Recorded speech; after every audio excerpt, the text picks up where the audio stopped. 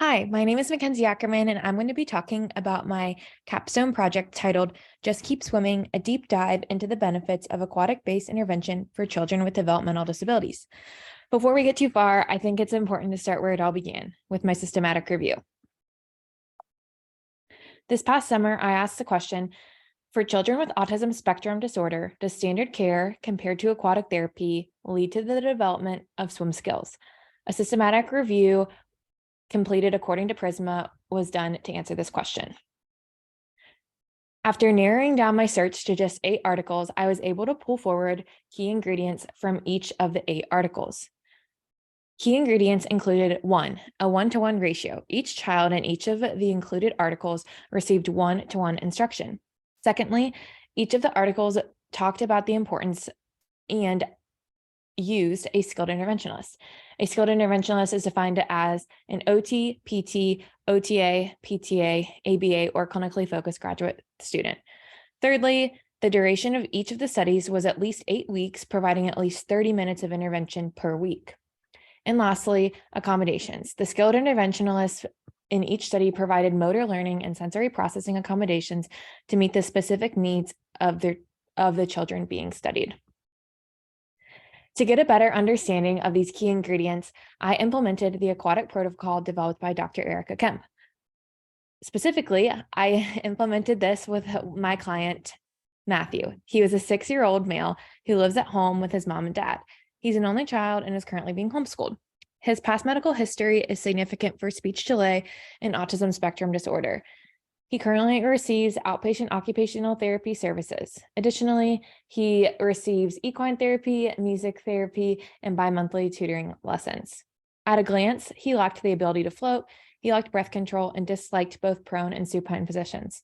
He was observed to lack safety awareness around the pool and had difficulty following one-step commands.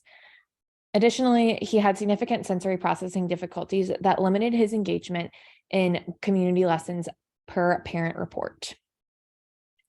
After 10 weeks of intervention, there was immense gains seen in my client. This is just one of the outcome measures that was used, a personalized goal attainment scale. I would like to highlight the top goal as well as the 2 bottom goals. The first goal that I set for my client prior to the intervention was that he would gain increased safety awareness when in and around the pool. By the end of the 10 weeks, my client was able to wait to enter the pool until given a safety word 100% of the time, even in a distracting environment. Secondly, by the end of the 10 weeks, my client was able to prone glide off of my legs towards the wall for a distance of at least 5 feet. And thirdly, my client gained the ability to become very comfortable and independently maintain and assume a back float for approximately or greater than 10 seconds. Again, this is just one of the outcome measures used, but I think is a great snapshot at the gains that my client made when given this adapted aquatic intervention for at least 10 weeks. Beyond my capstone projects in systematic review, I was able to participate in a lot of really, really cool experiences.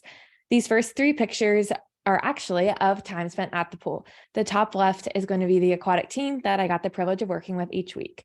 The other 2 photos are with one of my clients that I had the opportunity to work with in the pool. He's another autistic child that made immense gains throughout the 10 weeks of intervention provided. And lastly, I think it's so important to mention another large part of my capstone experience, and that was Lend. Since the fall of 2022, I had the opportunity to be the occupational therapy, leadership education, and neurodevelopmental disabilities trainee. I've learned more about developmental disabilities, advocacy, and how to better support the entire family system in my future practice. And the third photo on this slide is my friend G. She participated in a neuromotor study that specifically focused on treating children with cerebral palsy in the aquatic environment. We worked together for 10 weeks, specifically on range of motion and engagement in ADL and IADL tasks. Thanks so much for listening. And if you have any questions, feel free to reach out.